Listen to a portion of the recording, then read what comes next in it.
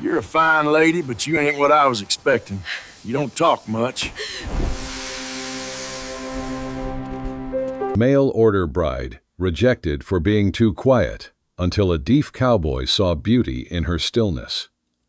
Snow fell in patient silence, the kind that buried voices and swallowed footsteps before they had a chance to echo. Clara Wynne stood on the wooden platform of Silver Creek Depot, her gloved hands gripping a small carpet bag, as if the worn handle could hold her upright. The train that had carried her across half a continent hissed behind her iron lungs, cooling in the mountain air. She had imagined this moment 100 ways, but not like this. Thomas Harker's voice cut through the muffled afternoon. "I'm sorry, Miss Wynne," he said, though his tone held more discomfort than regret. "You're a fine lady, but you ain't what I was expecting. You don't talk much. A wife needs to keep a man company." He gestured awkwardly toward the waiting room, where two of his ranch hands stood pretending not to listen. Clara's breath fogged before her lips. She tried to answer, but words snagged in her throat like burrs. Her quietness had always been her shield until it became her crime. "I wrote every letter you sent," she finally whispered. He shrugged, eyes darting toward the men. "Letters ain't the same as life. Folks talk, and you don't." He pressed a folded ticket into her gloved palm. "You can take tomorrow's train back east. The clerk will see to it." Then he turned, hat pulled low, boots crunching away through the snow. For a long while she didn't move. Wind carried the faint scent of smoke and horses, the pulse of a town just out of reach. A few townsfolk lingered by the depot fence, curiosity sharp as pins. One woman murmured, "Poor thing, came all that way for nothing." Clara lifted her chin, but the words still refused her. The sky dimmed. Snow gathered on the brim of her bonnet and melted down her collar. Her body ached from the journey, her pride from the public undoing. She had crossed mountains and rivers, sold her mother's locket for passage, all for a promise that had dissolved into frost. She walked toward a bench beneath the overhang. The wood creaked under her weight. From the distance came the faint bark of a dog, the clatter of wagon wheels, the metallic note of a blacksmith's hammer sounds that reminded her how alive the world remained, indifferent to her disgrace. When the sun dropped behind the ridge, the cold deepened. Her fingers stiffened around the useless ticket. She might have stayed until dawn, if not for the slow rhythm of boots on snow behind her. She turned. A man stood at the edge of the platform, tall and broad-shouldered, beneath a wool coat dusted white. His hat shadowed most of his face, but she noticed the stillness of his stance. No fidgeting, no shifting for warmth, only calm observation. He carried a small lantern whose light glowed gold against the gray dusk. He raised a hand in greeting, then hesitated as if uncertain whether she could hear him or he her. "Ma'am," he said, voice deep but careful. The word came slower than usual, shaped with precision. Clara nodded. She tried to speak, but only managed a small sound. The man studied her lips, not her eyes. Then very softly he tapped his ear and shook his head. Understanding struck her he could not hear. He pointed toward her suitcase, then toward the wagon road, a silent question. She hesitated. The station master had already locked the doors. The night promised only cold and silence, and here stood a stranger offering both in another form. Yet something in his expression, steady, patient, made her rise. He took the carpet bag from her hand, careful not to touch her skin. His movements were deliberate, each gesture smooth as a line drawn in snow. When she stumbled on the steps, he steadied her elbow and motioned toward a wagon waiting near the hitching post. Inside, a lantern swung gently, casting ripples of light over wool blankets and a thermos capped with tin. She climbed up wordless. He joined her, flicked the reins, and the horse started forward with a low grunt. The road wound through dark pines. Above them, stars pierced the thinning clouds like tiny lanterns hung by angels. Clara watched their light shimmer on the snow. She wanted to ask his name, but he could not hear, and she could not bear to shout into that sacred quiet. At last he turned the wagon into a narrow trail that climbed toward the hills. The lantern illuminated his profile, the strong line of a jaw dusted with stubble, a faint scar near his temple, the calm of a man used to listening with his eyes. She caught herself studying the way his fingers moved, sure, and rhythmic, communicating with reins and horse alike. He glanced her way once, smiled gently, and mouthed 2 words she barely read. Almost there. When they reached a cabin tucked among snow-laden pines, he halted the horse and jumped down. The air was so cold it cracked with each breath. He lifted the lantern toward the door, motioning her inside. A burst of warm light met her as he opened it, a single room, neat but spare. A table, a stove, glowing with embers, a cot draped in quilts. He pointed to the fire, then to her hands, miming warmth. She obeyed, stretching her numb fingers toward the flames. When she looked back, he was hanging his coat on a peg, shaking snow from his hat. Without a word, he fetched a small slate and chalk from the shelf, wiped it clean, and wrote in careful letters, "You're safe. Rest here." She touched the words as if they were something holy. Then she wrote beneath them, "Thank you. I'll leave in the morning." He smiled, just a flicker of light in his eyes, and wrote, "Storm coming. Best stay." Thunder of distant wind punctuated his message. Clara sat by the fire watching the play of light on the walls. For the first time in months, she felt no need to speak. The silence between them wasn't cruel or empty. It was full like snow before dawn, holding the promise of tracks yet to be made. Outside, the storm gathered its breath. Inside, 2 strangers shared warmth without words. And as the wind began to moan through the eaves, Clara thought that maybe, just maybe, silence had brought her exactly where she needed to be. The quiet rescue morning entered the cabin on quiet feet, the pale light of a winter sun slipping beneath the curtain and laying a thin gold blade across the plank floor. Clara woke to the smell of coffee and the soft tick of cooling iron. For a few disoriented breaths, she did not know where she was. Then the world arranged itself, the small room, the quilt heavy over her, the low hum of wind in the pines, the memory of a wagon rocking through snow. She pushed the quilt aside and sat up slowly. The air had the bite of mountain cold, despite the banked fire in the stove. A pot hung from a hook within faint steam threading from its lid. On the table, a tin cup, a slice of last night's bread wrapped in a cloth, and a slate with a single chalk line drawn across it, like the horizon of some steady place. A man's coat hung from a peg, and a second pair of boots stood neatly to one side, snow still melting from their seams. He was by the door, his back half turned, fastening a length of rope to his belt. At her small movement he looked over, not startled, only attentive. He lifted a hand in greeting, his fingers curved palm toward his chest, and gave the slightest nod of good morning. She pulled her shawl around her shoulders and rose. "Thank you," she said, the 2 words, small but honest. His eyes searched her face with that quiet concentration she had seen on the wagon road, as if he was reading the shape of her mouth, the river of breath behind it. He tapped his ear, the same simple gesture as last night, and shook his head just enough to say he had not heard, but he understood. Clara warmed her hands over the stove. The pot inside made an encouraging burble. She took the lid and peered in. A thin stew beans and a scrap of salt pork onion softened into sweetness. Her stomach tightened with gratitude.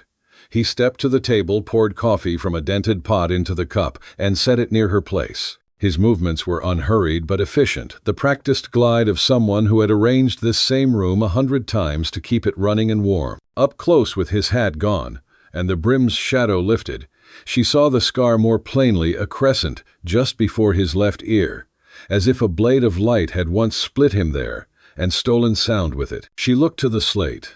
He wiped the chalk line with his thumb and wrote in patient square letters, "Name Eli Barrett." Then he touched his chest. "Eli." He turned the slate and offered it. She cradled it like something fragile. The chalk felt new and cool in her fingers, joy unexpectedly simple as she wrote back, "Clara Wynne." He touched 2 fingers to his brow in a respectful little motion, then pointed to the chair. She Saturday. The first sip of coffee slid through her like a promise. He set a bowl of stew before her, then served himself and took the chair opposite. For a long moment they ate in silence, the kind that was not empty but deliberate. The fire popped softly, a fox barked once far down the slope, and snow fell so steady outside the window that it made the cabin feel like a held breath.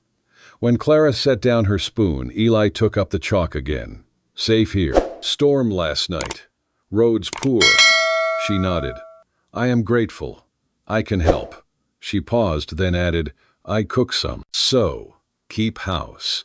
He read the words, then lifted his gaze, and gave a small, grateful smile that warmed his otherwise quiet face. He gestured 2 hands, rising palms toward her, then turning to point around the room the universal language of welcome. After that, he reached for a small wooden box on a shelf and brought it to the table. Inside lay neatly folded cloth strips, a needle, a twist of thread, and a handful of cut-up letters from an old newspaper. He took 1 strip of cloth and with a bit of string tied it near his left wrist. Then he touched it, then touched his chest, and finally pointed at her, his eyebrows lifted, asking if she understood this meant Eli. Clara's mouth curved. She pointed at herself and tied her own strip at the wrist, feigning solemn ceremony as she tapped it and mouthed Clara. He nodded, encouraging, as if teaching a child to sound out a first word. He drew a set of gestures, slow, clear, deliberate. He touched his hand to his chest, then tapped his chin with his thumb, and moved his hand forward in a small arc. He repeated it, then pointed to her. She tried the motion carefully. He beamed not widely. He was not a man of broad expression, but with a glint at the corner of his eyes that made him younger for a heartbeat. He reached for the slate and wrote beside a short sketch of the motion, "Thank you." Clara breathed out a sound that was almost a laugh. "Thank you," her fingers repeated, and the act of saying it with her hands felt truer than the word had ever felt on her tongue. He taught her water 3 fingers, making a W, at the lips, and eat pinched fingers to the mouth. He taught her fire, the flare of fingers opening and cold arms crossed tight against herself. He taught her home with a roof shape formed by his hands, and safe, with palms pushed gently outward as if quieting fear. Clara practiced until her palms knew the shapes without watching her fingers. Now and then a laugh leapt between them when she tangled a gesture and made a nonsense word, her hand sending a fly to church instead of asking for bread. He would shake his head, chuckling silently, and make the correction, his patience steady as snowfall. By noon the light sharpened on the floorboards, and the wind eased. Eli stoked the stove, lifted his coat from the peg, and set his hat on his head. He pointed to the door, and then to his eyes, a motion that seemed to say he would be just outside. He held up 2 fingers, 2 minutes, or perhaps 2 chores, and took a shovel from beside the threshold. Clara rose with him, but he motioned for her to stay, then added a small sign she had not yet learned, an index finger crooked toward himself, then down, as though tethering. He smiled and went out into the whiteness. She washed their bowls at the basin, melted snow, hissing black on the iron surface before she poured it. She scrubbed the table with a damp cloth, set the slate at its corner, then moved to the shelf, where a line of tin plates stood like a small army waiting to be called. It was not her home, not yet, but the order she made with her hands calmed her. Outside, the scrape of his shovel rose and fell. She pictured him opening a path to the shed, clearing the steps, scattering a path to the woodshed door. She had known men like Harker in the East, those who spoke big and hammered truth into the shape they preferred. Eli's steadiness felt different. He asked nothing from her mouth and everything from her attention. When he returned, snow clung to the brim of his hat. He stamped his boots and leaned the shovel against the wall. Without asking, he lifted the water bucket from near the door. She reached to take it. He tilted his head in thanks, and for a moment their fingers brushed the wooden handle together. Warmth leapt through her like a startled deer. She snatched her hand back, embarrassed by such a quick and foolish spark. He did not seem to notice. If he did, he spared her the shame of it. He pointed to the bucket, then toward the door, then to his brow, mind the ice there, and together they stepped into the midday cold. The world outside was clean-limbed and hushed. Pines wore heavy caps of white. Fence posts stood like patient monks. The path Eli had shoveled glistened with a thin crust of new frost. The air tasted of snow and distant resin. Their boots made the only sound a soft pack and squeak rhythm as they walked. At the well, Clara leaned back and cranked the handle. The rope creaked, the bucket thumped, and when she lifted it, the cold bit her gloves. Eli braced the bucket with one hand and signed water with the other, his mouth. shaping the word that did not reach his ears. She nodded, wiping her nose with the back of her wrist. They carried the load back together in easy silence, their breaths rising like ghosts. He let her enter first and closed the door against the day. In the afternoon, Eli showed her the lay of the ranch from the window. He pointed to the stand of cottonwoods down slope where a small creek cut a black ribbon through the snow water again, and then to the corral where a gelding stood hip-shot and Shaggy ponying another horse on a long rope. He made a rider's shape with his hand, then pointed to her with an eyebrow raised the simplest of questions. She shook her head, a small, mortified smile breaking. Riding had been part of the life she expected to learn, but she had never mounted anything taller than a stool. Eli made a don't worry gesture with a slow sweep of his hand. She had learned that one. Tomorrow, the shape said. Tomorrow or the day after. The winter was long enough for many small lessons. As shadows lengthened, a neighbor appeared along the path. Eli had cleared a squat figure, with a muffler pulled up to her eyes. She knocked twice on the door jamb and stepped in without waiting. Her eyes crinkled over the scarf when she saw Clara, then softened when she looked at Eli. Brought eggs, the woman announced in a voice like a kettle left on gentle boil. She held out a small basket. Hens keep laying even when they've no business doing it. She peered at Clara more closely. "You're the lady from the train." Clara's throat tightened. She nodded. Mrs. Abernathy. Eli signed, drawing the name on his lips. He touched 2 fingers at his shoulder, Clara's new sign for friend, then pointed to the old woman who gave a small huff of satisfaction. Mrs. Abernathy pulled down her muffler. Her cheeks wore the deep lines of a life spent half smiling and half squinting into wind. "Boy can't hear a lick, but he sees more than most," she said kindly toward Clara, then raised her voice so Eli could see it. "I brought a note from the marshal. Says there's talk in town, nothing good. You mind yourselves." Eli watched her mouth, then lifted his brows in question. She handed him a folded scrap. He took it, laid it on the table, and looked to Clara with a planned expression that needed no words. She shrugged, a thin tremor of dread creeping beneath the quilt of her calm. The town had seen her undone. Towns liked their stories tidy. When a woman refused to play her part, tidy got ugly. Mrs. Abernathy seemed to read some of that in Clara's posture. She patted Clara's arm, 2 brisk taps. "He's got a quiet way that riles loud men," she said, jerking her chin at Eli. "You have a quiet way, too. The 2 of you might just outlast the lot of us." She gathered her muffler, then paused, her gaze sharpening at Eli. "And don't go to the saloon for wire again. Thomas Harker's been bending ears over there. He's meaner when he's ashamed. Shame makes men foolish." Eli nodded, his mouth flat with understanding. He lifted the eggs as a blessing and tipped his hat, though he wore none, an old habit of courtesy. Mrs. Abernathy left in a flurry of snow and wool. When the door latched, Clara found the chalk and wrote on the slate, "Town knows about me. I am sorry." Eli read, then shook his head slowly, the denial gentle as a hand smoothing a child's hair. He took the chalk. "Not your fault." Then, after a pause, he added, "Some men talk loud to hide small hearts." Clara's lips parted around a soundless laugh. Her eyes prickled. She blinked them clear, annoyed with herself for weeping over kindness when she had held firm under contempt. She signed, "Thank you," her fingers careful, and he answered with a gracious little tilt of his palm that made the thanks feel properly received. Toward evening they worked side by side, as if they had always done so. She peeled potatoes at the table while he split wood on the far side of the door.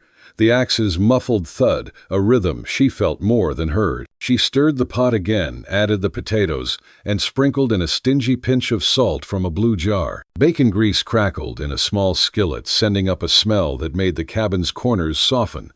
When he came in, he stamped his boots and rubbed his hands. She set bowls on the table and the skillet between them, then ladled stew. They ate in companionable quiet, punctuated by small signs. "Good?" he asked with 2 nods. She answered good, and touched her heart.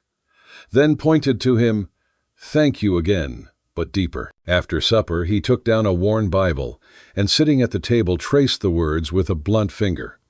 He read with his eyes, not his ears, and the habit made his face peaceful. Clara mended a tear at the cuff of her sleeve, the needle whispering in and out.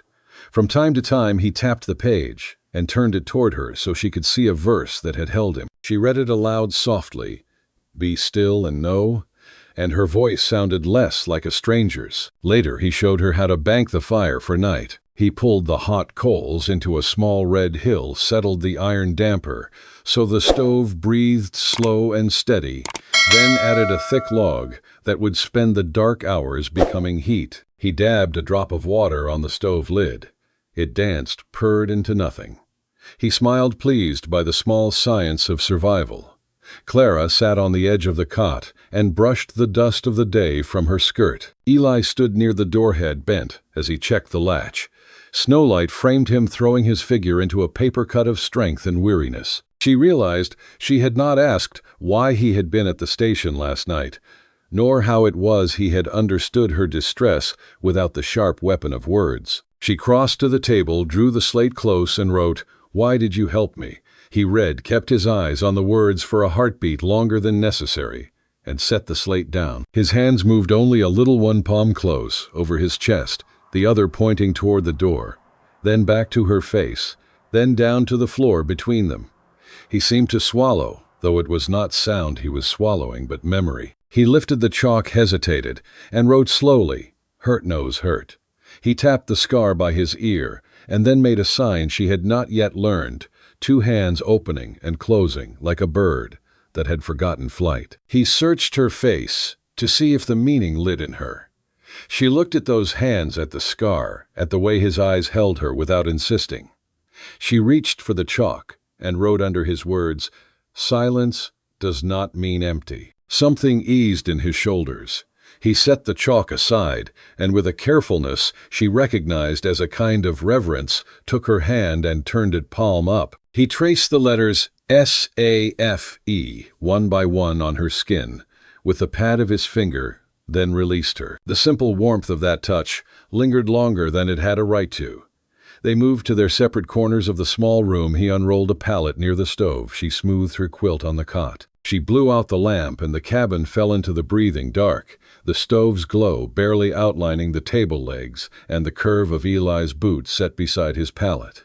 The winter night pressed its face to the window. Pines whispered, the creek whispered back, and a fox barked twice in the middle distance. She lay awake a while, listening to the shape of the quiet, the lick of flame in the belly of iron, Eli's slower breathing, her own heart's steady count. Somewhere under all that, a different kind of sound had begun to live, a trust that was not a word, but a room, into which she could walk and be unafraid.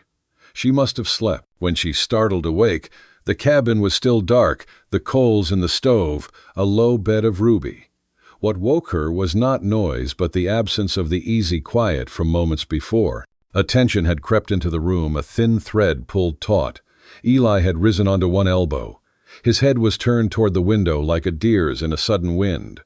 Clara held her breath, listening with everything she had. The sound came faint, then distinct, the soft, which was to say treacherous slide of a boot across crusted snow outside. Not the pad of an animal, not the wild scrabble of a fox, but a human step, careful enough to be wrong. Eli's hand lifted and flattened in the air. "Stay." He pointed to the floor in front of her, then made his palm into a closed fist. "Quiet." As if they could command quiet in a room so steeped in it already. There was another step nearer the wall where the window sat, then a pause that felt like someone holding his breath to listen. The stove ticked once. The coals sighed. Eli rose soundlessly, every motion thoughtful. He reached for the rifle propped at the corner by the door, checked the chamber by feel rather than sound, then nodded to her once slow. In the window's fogged pane, a darker shape slid across and stopped. Clara's fingers closed, unthinking around the strip of cloth, tied at her wrist, the strip that meant Clara in their new language, and suddenly courage. Her heart beat hard enough that she feared it would be the shout that gave them away.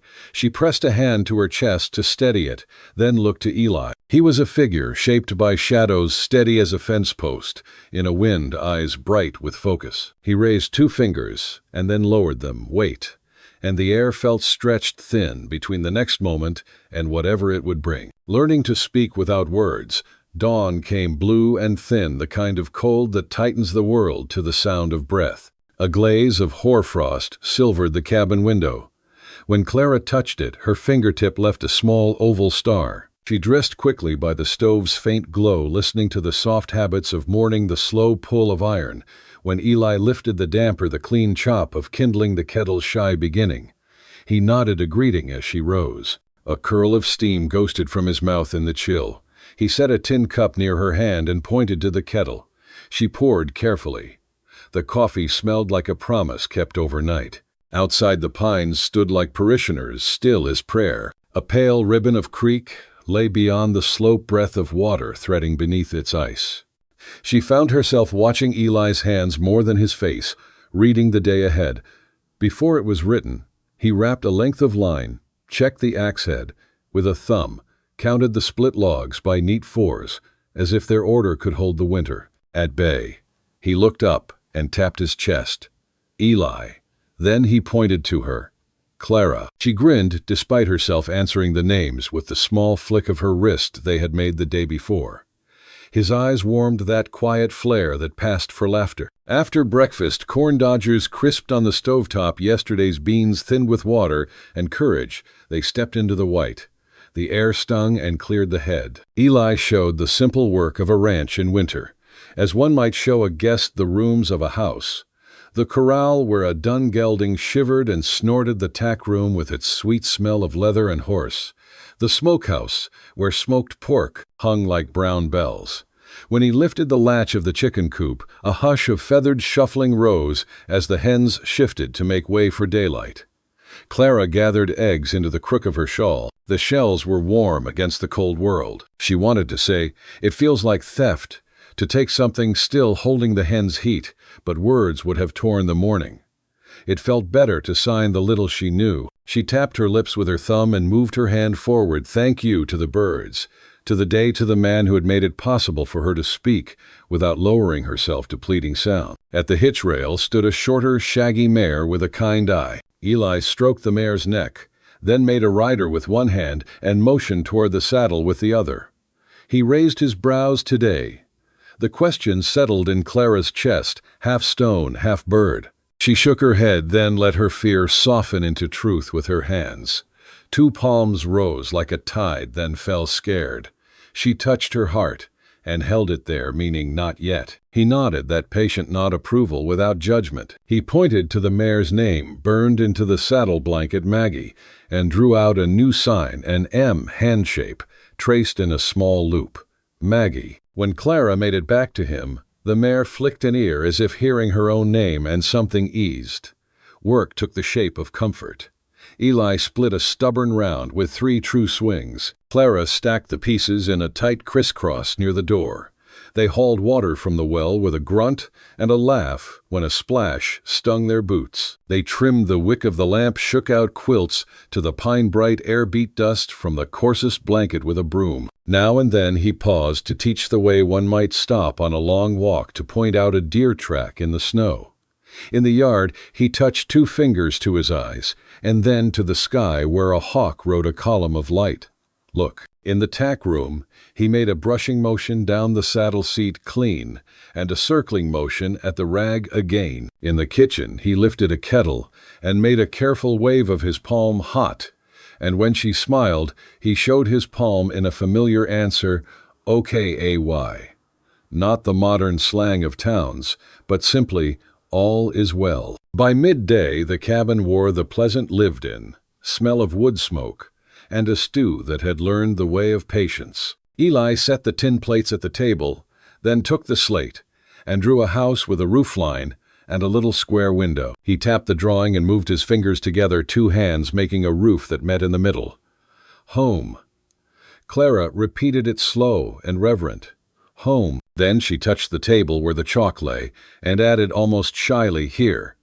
She pointed to the floorboards beneath their feet, then to her own chest and his. He looked at her, a long measured beat, not the stare of a man who takes, but the regard of one who offers. He did not rush to answer, as if the rightness of the word should be set by weather and time, not wish. He lifted a shoulder in a small, tender uncertainty, then set the chalk down and ladled stew. They ate with the door cracked to let steam breathe out. Snow fell in softer flecks, now more ash than feather. Eli watched the latch faintly vibrate in wind mind, counting more than ears could. He set his spoon aside and traced a small circle on the table, then another nested within. He tapped the inner circle and looked at Clara. Safe. He tapped the outer. World. Then he lifted his brows the smallest amount, asking if she understood why one must sometimes be kept within the other, until the weather, either sky or human, learned its manners. She nodded. To answer, she shaped trust as best she could, the hands crossing near her chest, then opening, and for a moment she felt foolish for offering him a concept as if it were bread. He did not make her feel small for it. He took her hands, positioned her fingers with care, and showed her again slower, his fingertips brushing the bridge of her knuckles, more than once, steadying them into the right angles. When she made it correctly, his smile appeared, and then was gone, a small light in a room that needed no lamp. After the meal, she cleared the bowls and set to washing, as he repaired a strap whose stitching had given way. The needle he used was thick and blunt. His hands anchored it with an ease that spoke of long practice. Every so often he lifted his head to watch her lips when she murmured to herself. She was not talking loudly enough for any hearing man to catch the words, but Eli watched as if words had a visible shape. It occurred to her that perhaps for him they did. They moved through the afternoon with a rhythm that required no speech. Snow on the roof let go in a slouch now and then, and the slide of it made the cabin sigh. From time to time a gust pressed the door in and rattled the latch, as if the day were a persistent relative asking to be let in. Eli would check the line of the draft with a wetted finger and nod. It seemed to her he was a man who had learned the language of things iron, leather, wind, until they obeyed him out of mutual respect. Near sunset he brought out a small dog-eared booklet from a drawer. The prairie primer faded at the spine. He opened to a page of letters and sketches, the sort of work a schoolteacher might use for children in a wide country school. He set it between them and turned it so she could see. On the left, an illustration of a kettle and the letter K. On the right, a lantern and L. He tapped K, then signed the word for kettle, a broad C hand that lifted and tipped. He tapped L, then signed light, his fingers flaring open near his temple like a spark. She learned quickly where the shapes wanted to go. Her fingers stumbled, lamp became flame. Too soon, rope became river, and the mistakes made her laugh until she had to cover her mouth. Eli laughed without sound, his shoulders rocking, his eyes crinkled. They practiced until the room took on a gentler light, the kind that came not only from the lamp, but from two people who had found a way to share breath. At the table's corner lay her small carpetbag, the one she had clutched at the depot like a rope over water. She opened it now and drew out the last tie to her old life, a thin cloth-bound diary with a frayed ribbon marker. She loosened the ribbon and found the page where Boston ended. There was the neat hand of her younger self, the kind who still believed life would keep its promises. September 6, wrote to Mr. Harker. He sounds honorable and kind. Promised a place to work side by side. I am not made for chatter, but perhaps work will be enough. Clara's throat tightened. She felt the old pull to judge herself for being, what had he called it, too quiet. Yet here, in a room built for plain truth, quiet felt like the steady floor you build a table upon. She set the diary open by the lamp and took the slate again. I did not speak, because no one listened right. She waited while he read. He touched the words with 2 fingers, not smudging them, only marking their place. Then he set the slate down and turned the palm of his hand up. With slow care he traced letters on his own skin, as if writing to himself, where no ear could steal it. I hear you. Heat rose behind Clara's eyes so fast she had to press her lips tight to save herself from it. She did not know where to put the feeling, so she placed it in her hands, signing "Thank you," with an open grace that matched the size of the gratitude. Wind fretted again at the eaves. Eli went to the door and set the bar across, then checked the window latch. He looked to her with a small tilt of his head toward the stove, more wood, and she nodded. He stepped out and returned with an armload. She watched the way he stacked the pieces smallest to largest a patient ladder for flame. While he worked, she made biscuits from flour left in a blue tin, cutting lard in with a knife and cold fingers, adding enough water to bind the mass with stubbornness. The oven door groaned old iron, complaining on behalf of winter. She slid the pan in and wiped her hands, dusting flour at her skirt. The smell of warm bread loosened the cabin's corners. Eli stood with his eyes closed and breathed it like a hymn. They ate with their fingers, butter melting where it touched. For a bit, they were simply two people who had worked and were hungry. Later, while she mended a loose seam of his sleeve by lamplight, he took the Bible again. He turned to the Psalms and followed the verse with his finger, then tapped it and raised his eyes to ask for the sound of it. She read softly for him, shaping each word with care, as if laying stones across a creek. He maketh me to lie down in green pastures. He restoreth my soul. Eli's shoulders softened, as if restoration were a muscle remembering a task. When the mending was done, he shrugged into the sleeve to test the seam. The cloth hugged his forearm, again whole. He placed a hand above his heart and tipped it a thank you without a syllable in it, and then his face changed, the warmth draining like color from a sketch. He turned his head toward the window and squinted, not with the eyes of a man hearing a sound, but with those of a man noticing a change in the pattern of light. Clara followed his gaze. Out past the frost haze, a lantern bobbled along the cleared path, throwing an oval of moving gold on the snow.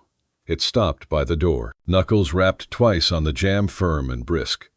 Eli glanced at her. His hand lifted, stay, as if to say, let me take the first look the world wants of us. He unbarred the door an inch, then wider. Mrs. Abernathy pushed in, bringing a curl of cold and a small storm of snowflakes with her. She tugged her muffler down and, without preface, held out a folded slip of paper with the authority of a church bell. From the marshal, she said slowly and full-faced, so Eli could take every word. Town meeting moved to Saturday. Harker's name circles like a hawk. Says he means to set things straight where his pride was hurt. She turned her bright old eyes toward Clara and lowered her voice only a little. He asked about you by name at the general store. Said a woman who keeps too much silence must be hiding something. The words found the seam of Clara's courage and pull. Heat rose to her face even as the cold from the door tried to claim it. Hiding something. She had hidden only the small, tender places. A life steals if you show them in the wrong room what she loved, what she feared, the quiet she needed to think. Mrs. Abernathy pushed the door shut with her hip and leaned on her stick. I told him a woman's silence is often where her intelligence keeps its good coat, she said. He didn't like that any more than you'd expect. Eli took the paper, read the careful hand Marshal Ward writing with letters plain as fence posts, then set it on the table. He did not go for. The rifle did not wise up the room with plans. He simply looked at Clara. And that look asked the only question worth asking, what do you want to do? For the first time since she arrived, she answered without the border that fear draws around every thought. She touched. The slate wrote with a sure hand, we don't run. We tell the truth, our way. She lifted her head, met Eli's eyes, and then, because the choice was larger than chalk could hold, she signed truth the way he had shown her index fingers, brushing upward from the mouth, as if loosing a clean breath into the world. Mrs. Abernathy gave a single nod, satisfied as a midwife. Then I'll bring my shawl with the good fringe, she said. If fools plan to talk, there ought to be a woman present who understands the value of quiet. She pulled up her muffler and reached for the latch again. Before she could open it, the door trembled under another sharper knock, two blows close together like a quickened heart.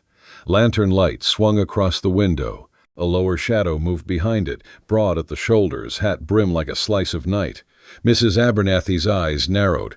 Well, she said, voice dropping, it seems talk has legs. Eli's hand rose without looking at Clara, stay, and then flattened and curved quiet. He stepped to the door and set his palm on the bar. The second knock came harder, rattling the tin ladle on its hook. Open up, a voice called thick, with indignation even through the wood. I've business with the woman from the train.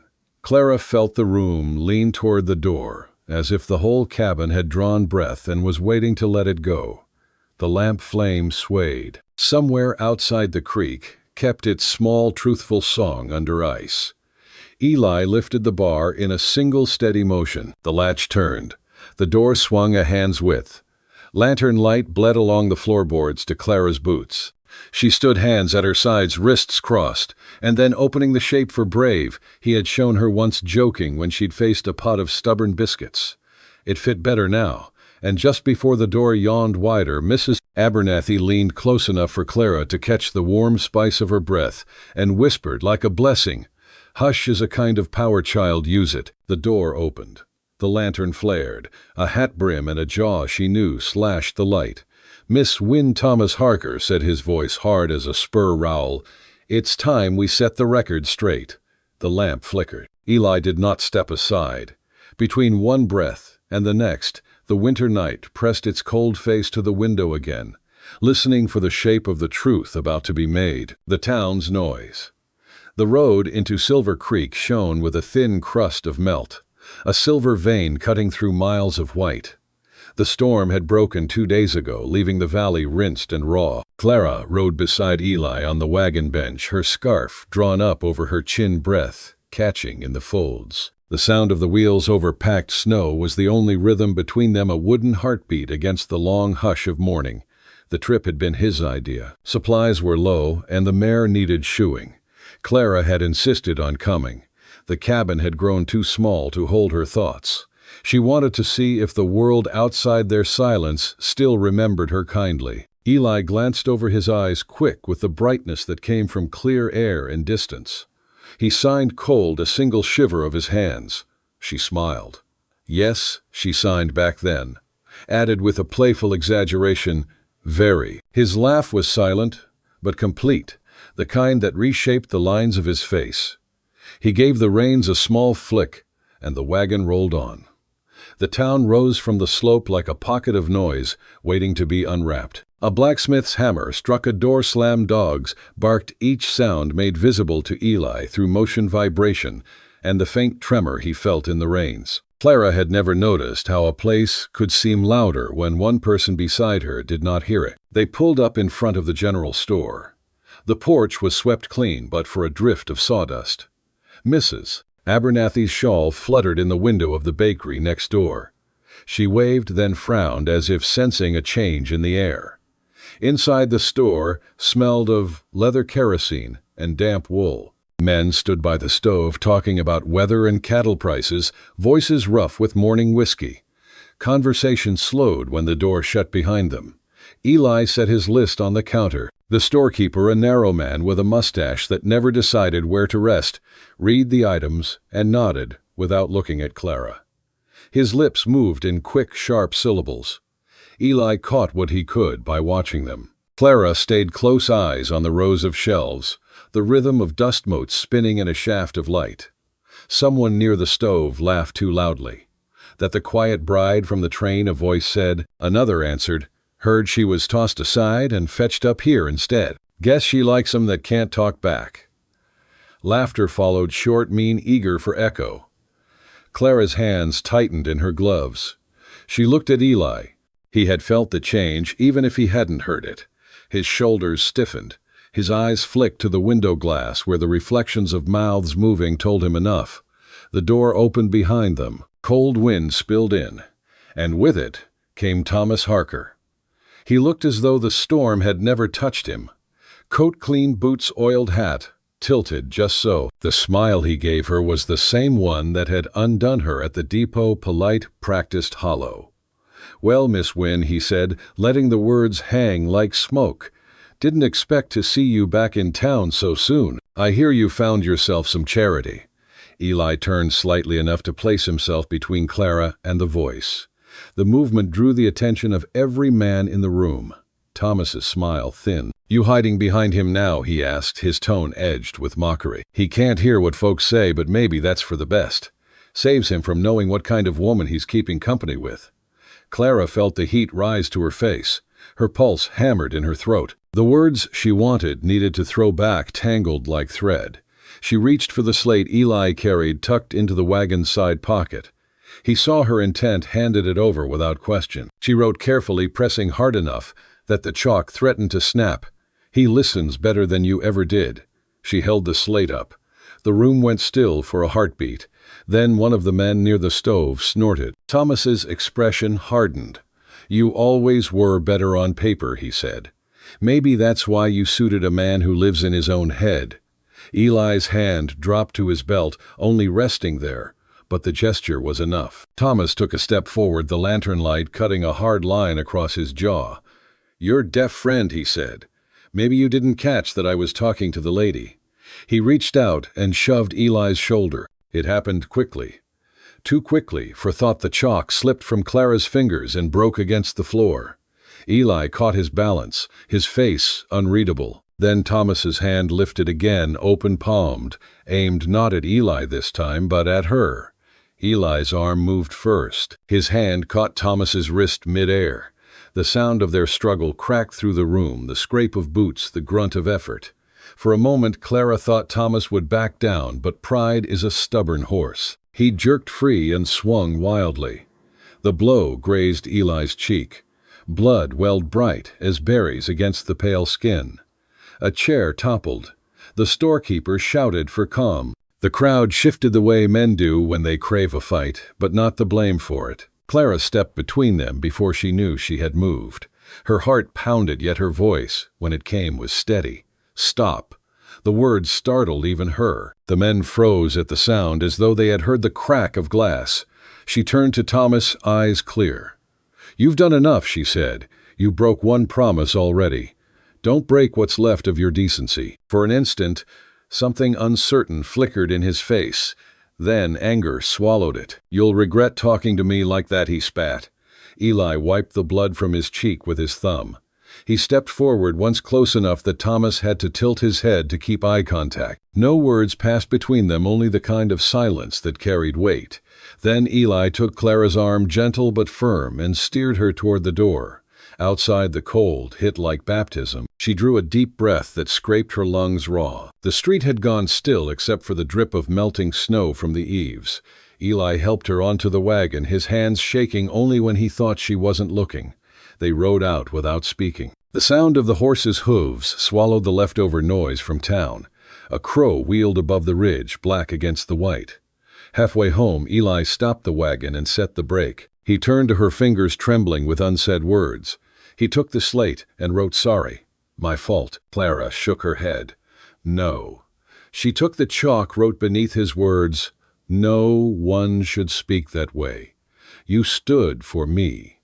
He read it, his eyes softening. He touched the scar on his temple, then the fresh line of blood near it, and shrugged as if to say it was nothing. The gesture broke her heart a little. She wanted to tell him that every hurt carried a story, that silence had its price, that she would rather share both than live safely apart. But the words wouldn't line up, so she reached out instead, cupped his cheek, and wiped the blood away with her thumb. His breath caught. He held perfectly still, eyes wide and blue as river ice. For the first time she smiled, not from politeness, but from the deep place where trust begins. Then she pulled her hand back, ashamed of her own courage. He let her retreat, watching, with a look that held no demand, only understanding. When they reached the ranch, the light was almost gone. The cabin stood against the dusk smoke from its chimney, a soft thread of gray. Clara climbed down first. Eli remained a moment on the bench, staring at the horizon where the lights of Silver Creek flickered faintly like a faraway campfire. He signed a single word. She understood, even before her mind caught it. Enough. That night, the cabin's silence felt heavier than usual. The stew simmered, but neither of them ate much. Eli cleaned the cut at his temple with water and a torn strip of linen. She wanted to reach for him again to tend the wound herself, but she settled for watching. When he caught her gaze, he gave a small nod, "I'm all right," and turned back to the stove. Outside, the wind rose and rattled the shutters. Somewhere down in the valley, dogs barked and then went still. Clara sat by the fire until her eyes blurred. She thought of the town, the way laughter had turned sharp, the way words could wound even those who could not hear them. She also thought of the way Eli had looked at her afterward, not as a man saving a woman, but as a person choosing another person's side. That kind of loyalty left a mark deeper than any brood. When the flames dwindled to embers, she reached for the slate on the table and wrote in a loose hand, "Thank you for seeing me." She left it where he would find it and climbed into her cot. Eli read the message long after she slept. He stood in the orange hush, the words bright in lamplight. Then he turned the slate over and wrote one answer before setting it beside the cold lamp. When Clara woke at dawn, the light through the window was gray and thin. She turned the slate over. His handwriting was simple, square, certain. "I would have found you even in the dark." She touched the words, feeling them as though they were carved into something lasting. Outside, snow began to fall again, soft as breath. She looked toward the empty doorway where his boots and coat were gone, and understood that he had ridden out early alone back toward the town that had mocked him. The kettle hissed once on the stove. The room smelled of smoke and worry. She pressed her palms together, closed her eyes, and whispered the only prayer she knew. Let him come home safe. The blizzard of truth. By noon, the sky had bruised to a gray, the color of unspoken things. Wind slept in the pines with one eye open. Clara stepped out to the stoop and tasted iron on the air, the promise of snow. Eli's boot tracks from dawn still cut a sure line toward the road, but already the edges softened, as if the day meant to erase what it did not agree with. She set her palm over the latch and held it there, feeling the faint tremor the wind sent through the wood. He'd left without waking her, not out of secrecy, but to keep from asking her to nod at a danger that would only widen if named. The slate he'd left was propped by the lamp, its message already memorized. "I would have found you even in the dark." She had wanted to answer, "Then do not make me look for you in the storm." But the words were weak things against that kind of resolve. She spent the morning doing small, exacting tasks that steadied the mind. She checked the damper and banked the fire, melted snow, darned the heel of a sock, hung the damp cloths by the stove on a line of twine. Every now and then her gaze drifted to the window as if the ridge might lower itself and return him. A first flake, another, then a hush of white, 1,000 tiny decisions to fall. By midday the world went soft at the edges. The creek's black ribbon blurred to a smudge. Wind rose and took voice low at first, then climbing, as if the throat of the valley were clearing to sing. Clara drew the shutters in, set the bar, and lit the lamp early. Flame brightened the small room, turning the iron of the stove into a living thing. On the table she laid the paper Thomas Harker had pressed on her weeks ago, the return ticket east. She looked at it until the letters swam, then folded it in half, then in half again, each crease sharp as a line she would not cross. She set it near the lamp to remind herself of the shape of temptation. A draft slid across the floorboards like a cat. She tucked the rug tighter beneath the door and put on Eli's spare jacket. The room held his quiet in its corners. She breathed it like medicine. Afternoon deepened. Snow thickened. The world beyond the shutters had become white noise. She turned the slate over, and after a long moment of listening to what her fear wanted, wrote a simple sentence, and set it on the mantel where the first thing his eyes would find would also be hers. Silence only hurts when you stop listening. The lamp seemed to read it with her. She drew a second breath that steadied the hand and wrote a letter on paper, not chalk, her script small and steady. Eli, you went to the town because you are the kind of man who faces a thing politely until it leaves you no choice. Come back to me before the storm decides you belong to it. If talk needs answering, we will answer it together. I can sign truth now. It is not eloquent, but it stands upright. See. She folded the page and slid it beneath the lamp's base, feeling foolish and braver for having said anything at all. The wind shouldered the cabin, then a blunt body thrust against wood. The bar creaked. The lamp flame bowed and straightened. She kept to work, sliced potatoes, stirred beans, put an extra log on so the iron would hold against the night. The smell of supper rose homely and good, and it made the empty place at the table both bearable and worse. Dusk came earlier than it had any right to, carrying the cold like a law. Snow hushed against the shutters, 1,000 soft hands insisting. Clara trimmed the wick and listened to the shape of the quiet. There it was a difference. Not storm, not house. A sound made by a person choosing to be a shadow, a tread carefully placed, sinking and lifting, then pausing, where a man might catch his breath and change his mind. Clara's own breath thinned. She slid the poker free of its hook and stood to one side of the door where light wouldn't silhouette her body. The tread came again. A gloved hand thudded twice on the jamb, more for threat than announcement. "Open up," a voice called, made small and mean by the wind. "Open the door, Miss Wynne." She did not move. Snow worried the shutter like teeth. "Or I'll open it for you." The bar trembled in its sockets. The latch jumped. Clara measured the room, 2 strides to the stove, 1 to the lamp, 3 to the rifle propped in the corner. The rifle would be loud trouble in a small space, and useless without hands that believed in it. She set the poker down instead, and took up the lamp, not lifting it high like a brandished thing, but steady in her palm, the way one carries the only sun a place will have. The bar jumped a second time. The door gave an inch. Cold spilled through that crack as if it had been waiting there forever. The third hit drove the bar free. Thomas Harker stumbled in on a shrug of snow lanterns swinging in his hand, hat jammed low. He kicked the door shut with a heel and set his back to it, breathing hard, as if the storm were something he'd wrestled and pinned. "Well," he said, taking off his hat and shaking it, sending flecks of white to the floor. "You do know how to pick a time to hide." She did not step back. She simply set the lamp on the table and looked at him with a face she hoped had learned something about being still. "I'm not hiding," she said. "This is a home." He looked around at the small rightness of the room and let contempt curl his mouth. A shack in the hills with a man who can't hear himself think. He tossed the lantern rope over a peg. Not much of a home. She moved so her body was between him and the lamp. "You need to leave." He smiled like a man stepping around a puddle, as if to show he could choose where to place his feet even in a storm. "I came to make amends," he said. "And to take you back where you belong." "Back where I belong," she repeated, not as a question, but as if she were tasting the tin of the phrase.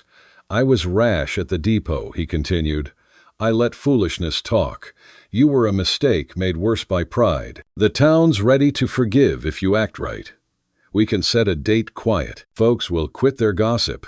Wind pressed its ear to the shutter. Within that pause, Clara saw 3 men, the one who had written pleasant letters, the one who had handed her a ticket like a dismissal note, and this one now wearing apology like a borrowed coat.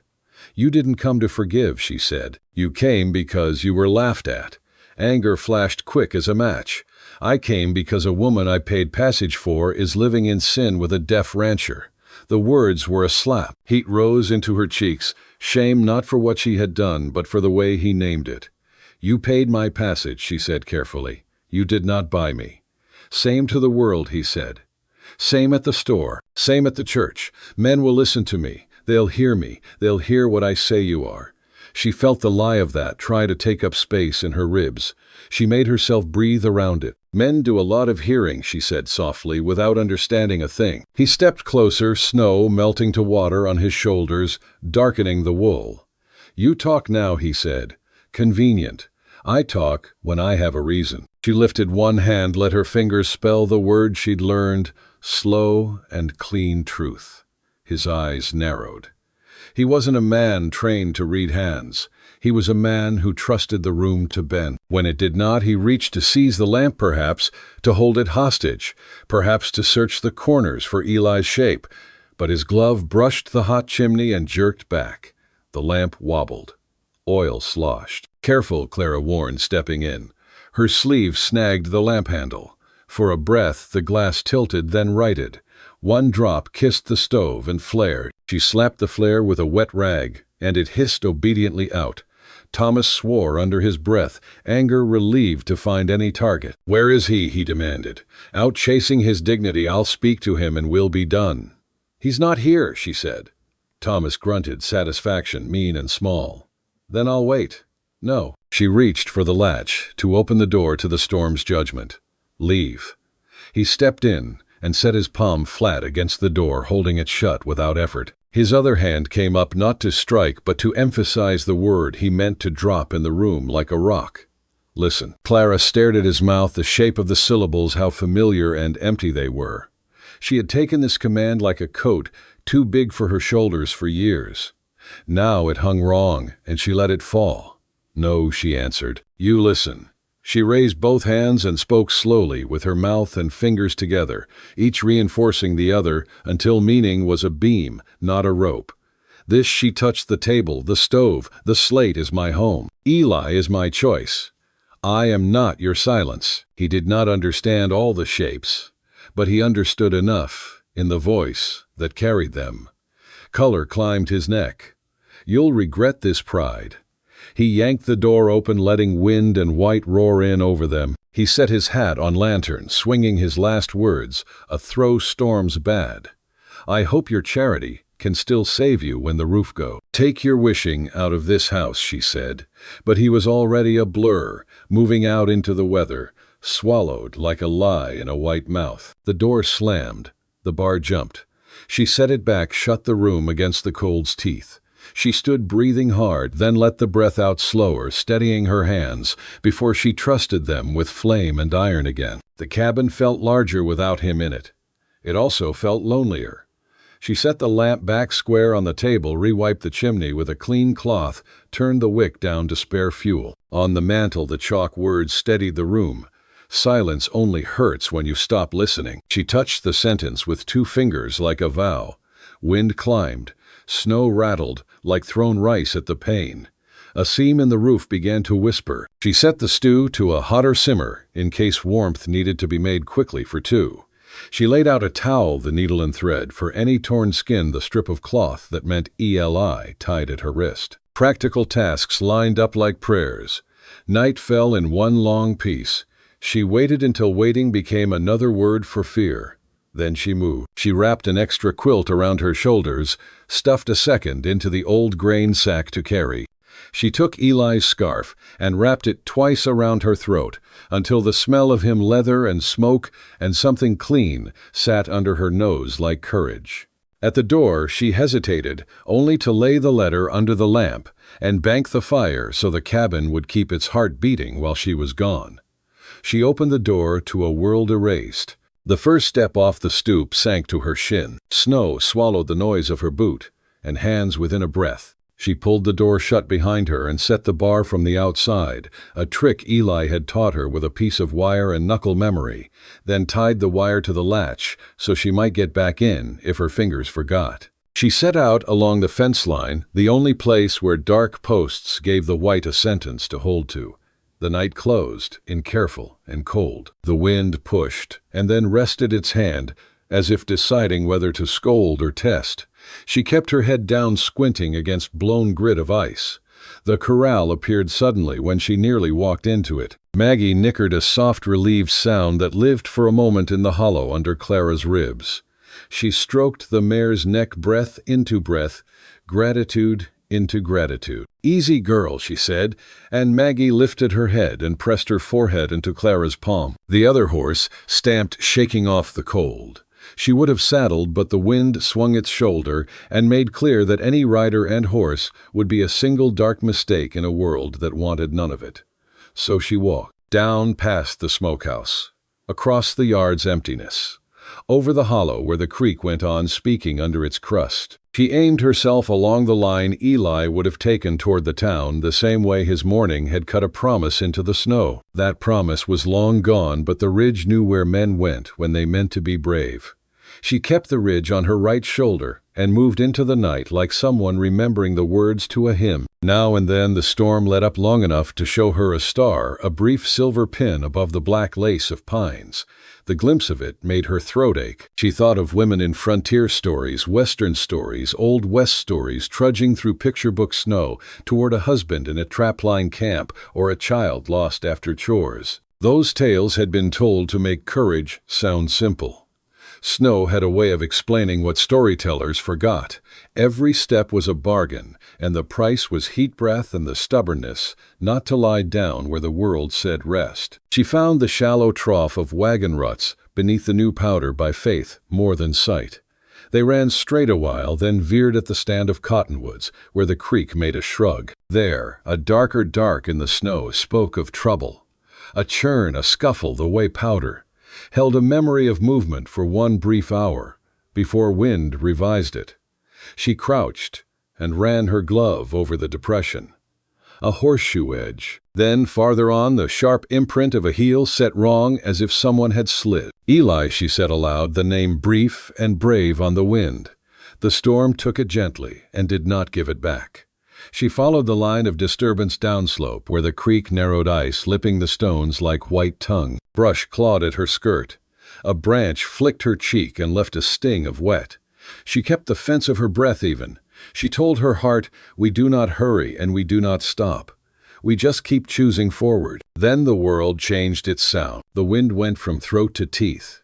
Snow fell less and blew more. Something banged behind her wood, loosened on its hinge a ghost. The valley liked to wave at travelers, then quiet. Ahead the dark lump of a boulder shouldered up out of the white. Past it a stand of spruce sewed the slope to the sky. In the black pocket beneath those branches lay a shape that did not belong. At first she thought it a fallen log. Then the shape breathed. Eli. She waded the last 10 yards, half swimming through drift. She fell to her knees and slid the grain sack free to get the quilt and throw it over him. He lay on his side, one arm across his ribs, the other crooked under him as if sleep had been a surprise. Snow crusted the brim of his hat, the line of his shoulder. She brushed his face with her gloved hand. His skin burned cold. His eyes opened. Confusion flickered there, then cleared enough to hold her. The relief that broke through her nearly took her legs, but there was no time for collapse. She needed to be quick, the way weather was quick. "I've got you," she said, and she said it with her mouth and her hands, both. "I've got you," her fingers signing the shape against the white night. His mouth curved a fraction. He tried for OKA, and made half the motion before a shiver took the rest. "Don't you dare," she scolded softly, and set her shoulder under his. Cold ran down her collar like a knife. She got him to sitting and wrapped the quilt around him, the edges tucked tight under his arms, the way a mother pins warmth to a child. He tried to rise and failed. She did not let him be ashamed of it. She slid behind him and made her back a brace, her knees a fulcrum, and on the second try he stood the kind of standing that counts. "Lean," she said. She said lean, with her hands pushing her palms toward him, then reached for his belt, and found purchase there a practical intimacy that held him and humbled her in the same breath. They moved slow as prayer. The storm tried to talk them out of it. She ignored the long sermon of wind. She kept the fence line of his breath beside hers. When he staggered, she wrote his name on his forearm with her thumb, Eli, and felt the muscle under his sleeve answer to being called. They crossed the creek at its narrowest, and her boot went through to the ankle. The cold shrieked up her bones and set her teeth to ringing. She did not give it language. She lifted her foot, stamped the water free, and walked. The cabin lights were not visible. There were no lights. She had banked the fire because she had believed in her own feet. But the slope and the dark of the pines arranged themselves into the memory of home. The hands learn a hill the way the tongue learns a prayer. At the yard's edge, Eli faltered hard, the kind of bend that becomes a fall if you let it. She tightened her arm around his waist and pressed her head to his shoulder. "Home," she said against his coat, a breath more than a word. "Home," she signed blindly against his chest.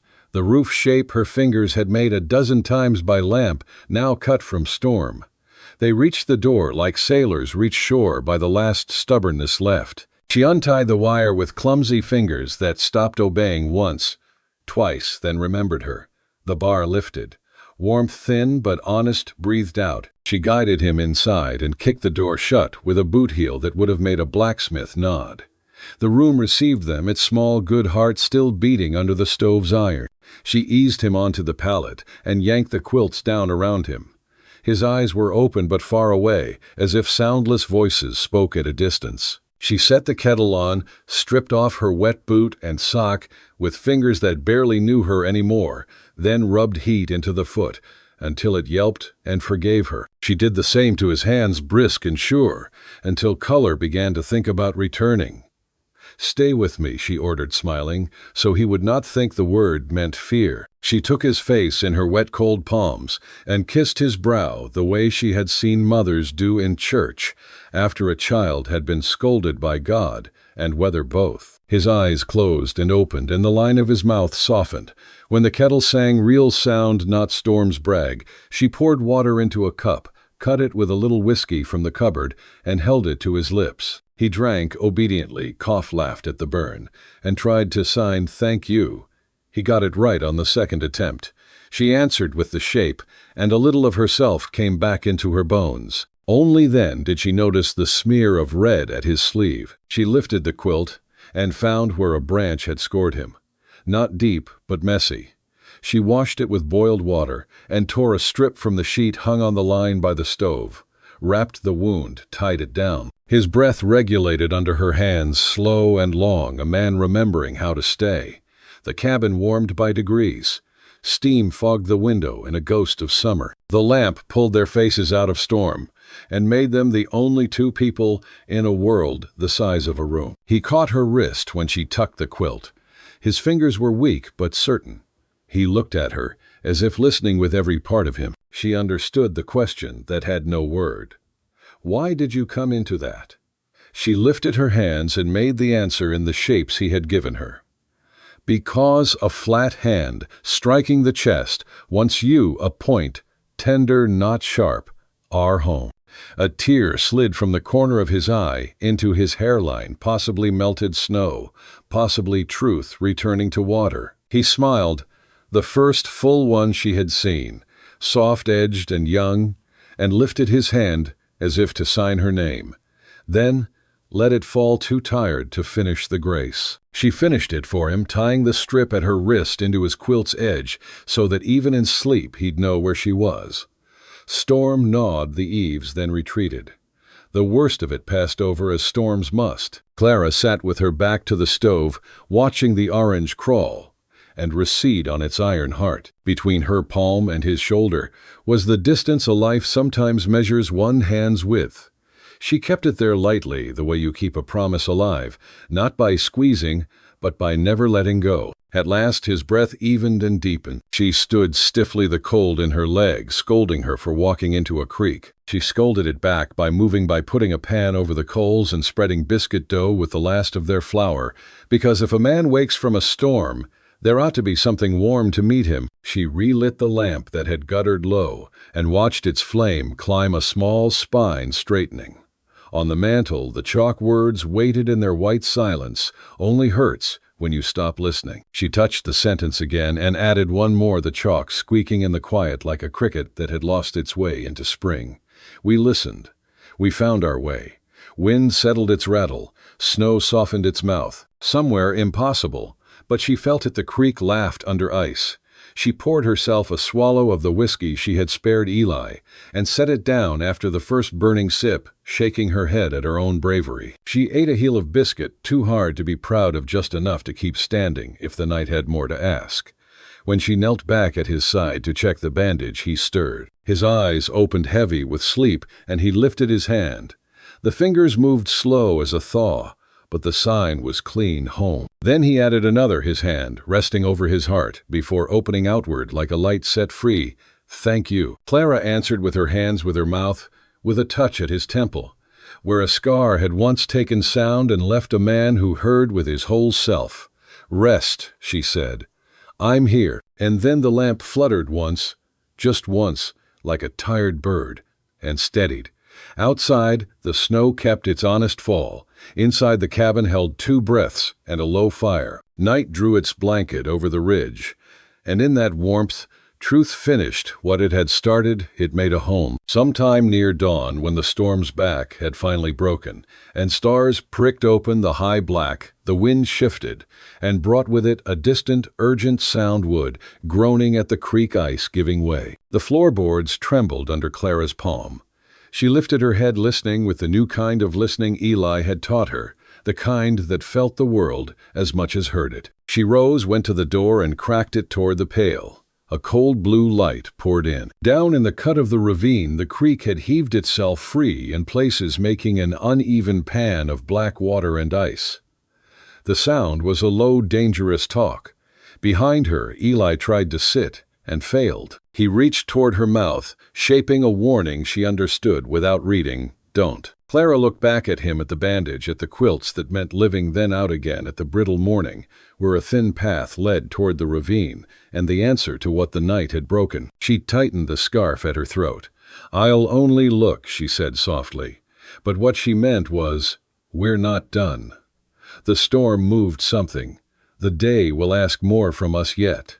She stepped into the blue, the flooded creek. The morning broke like steel blue cold, edged with purpose. Clara stood on the stoop and listened with every part of her, the way Eli had taught her, not for sound, but for change. The storm had marched off toward the divide, but it had left its mischief behind. Down in the ravine, the creek no longer whispered under its lid of ice. It talked in a low, dangerous voice that vibrated the floorboards beneath her boots. Eli was awake and stubbornly upright. One hand on the table, the other braced at his ribs where the branch had scored him. Color had returned to his face, but it came and went like sunlight through moving cloud. He shook his head when she motioned him back to the pallet. Then he pointed toward the ravine and lifted his brows. She nodded, tied her scarf, and he tied his. No more word. They slipped into coats still warm from the peg and stepped outside. The air bit and cleaned, the kind that made truth in your chest stand up. The path down to the creek wore a new shape. Snow slumped where the ground had given. At the cottonwoods, the world narrowed and steepened. The creek's winter bridge, ice smooth as pewter, where they had crossed 100 quiet days, had split like old glass. Tongues of black water ran swift beneath the remaining pane, gnawing at the edges with patient teeth. They stood a moment and measured it. Eli crouched and touched, a mittened hand to the ground, feeling the minute tremble. He looked up. "Dangerous," he signed, flat hand cutting down.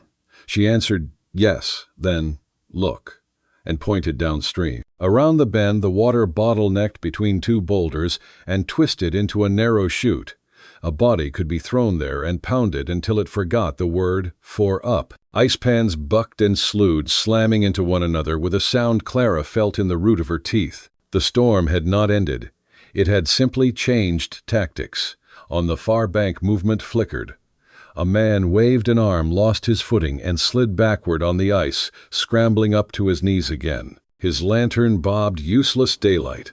He steadied, saw them, and lifted both arms in a wide, desperate appeal. Thomas Harker. He must have taken the road home in a hurry after his visit, cutting across the creek, where it was thinner to save himself the long bend. Pride was a poor trail boss. Eli's jaw set. The muscle flickered once and went still.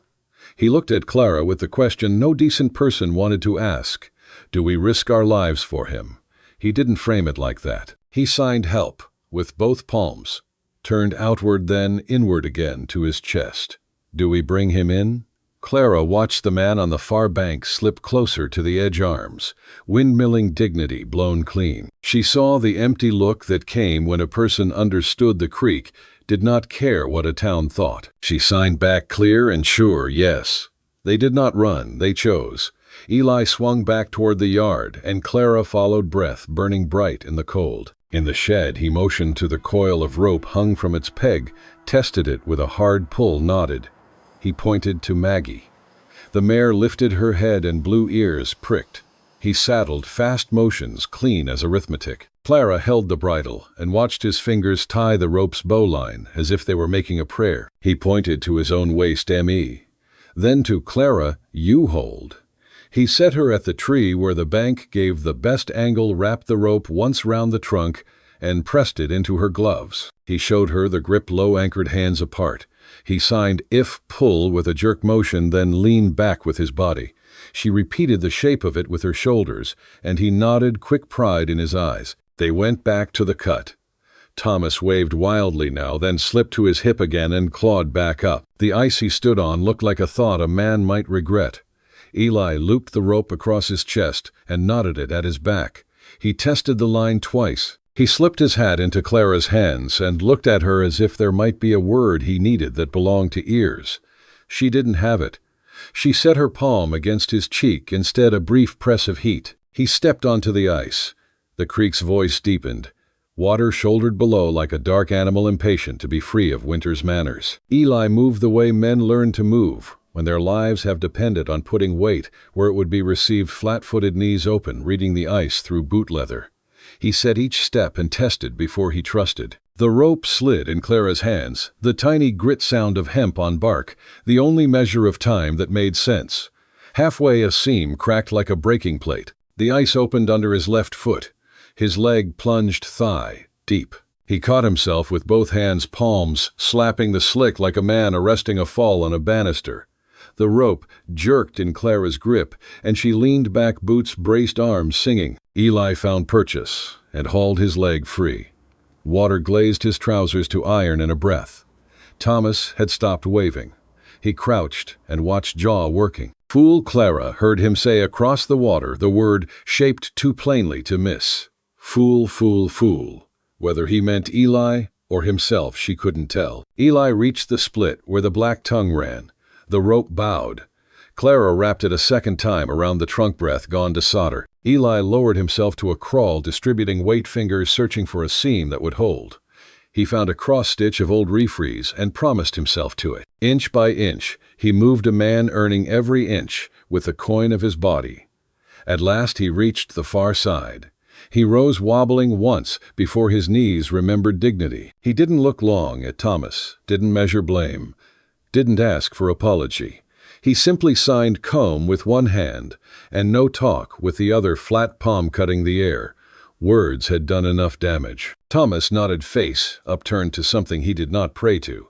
Eli set the rope around the man's chest and tightened it. He checked the knot. He pressed Thomas's shoulders down, gestured scrawl. Thomas nodded again, surprised by his own obedience. They turned toward the crossing. Clara set her feet deep and wide, the way women do when they carry the weight of people who imagine they stand alone. Eli motioned with 2 fingers, "Give me slack," and she fed the rope an inch at a time, the bark hot against the hemp hot against her gloves. Thomas crawled like a man who wanted to be something else after this day. They made the first span without drama.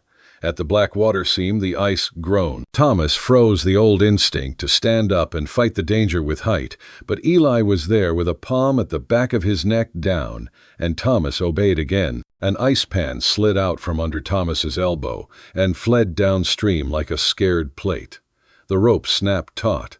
Clara leaned back until the tree creaked in sympathy, a sound she felt through her spine. Eli sprawled, arms spread, distributing his weight over both men, the rope across his shoulders like a yoke. For a breath that contained a lifetime, they were 3 points on a line paid out between choice and consequence. "Don't let go, Thomas," said voice cracked and young, and though Eli could not hear, Clara answered for both of them. "We won't," and set the words like a beam across the gap. Something gave, not much, just enough. The ice under Eli's right forearm settled and held. Thomas found a ridge with his knee and slid forward. They moved again. The rope sagged and tightened and sagged. Clara's shoulders burned, but she held and leaned her boots, carving 2 honest truths into the snow. When Thomas reached the last span, he gathered himself to stand, foolish human, ready to ruin it at the end, and Eli dragged him back down with a grip that brooked no pride. Together they crawled the last yards and tumbled onto the bank at Clara's feet. For a moment there was only breath, huge shocked breaths, winter and fear and effort taking their tax. Then the creek spoke up again behind them, indifferent as ever. Eli rolled to his back and shut his eyes. Water steamed from his trousers, from the rope, from his stubborn life. Clara dropped to her knees and put her hands on his chest, not to revive him, his heart hammered like a colt, but to learn again that he was there. He opened his eyes at the touch and found her. The look that passed between them lit the cold like a struck match. Thomas lay on his side, coughing water he had not yet swallowed. He pushed himself up, staring at Eli the way a man stares at the bit that fits his own mouth. You didn't have to, he managed at last, disbelief, making the words simple. After what I said, what I did. Eli propped himself on an elbow and watched Thomas's lips then look to Clara for the shape of the reply. She signed "Hurt Knows Hurt," the sentence she had written last night, and said it aloud too, so Thomas would not miss it. Eli nodded, once eyes on Thomas, saying the same without a sound. Thomas swallowed. Pride fought and lost in the span of a single blink. He looked at the rope burned into Eli's coat, at the black line of water gnawing the broken bridge. He placed his hand flat on the ground and tapped twice, a gesture, clumsy but honest thank you in the language he did not yet know how to speak. Up Clara said, practical, because there was no time for ceremony. We need fire. They got Eli to his feet and shouldered him between them. The three figures made a crooked line toward the cabin too, holding a man who had held them both. Inside, Clara stripped wet clothes from Eli's legs, fingers swift and unembarrassed.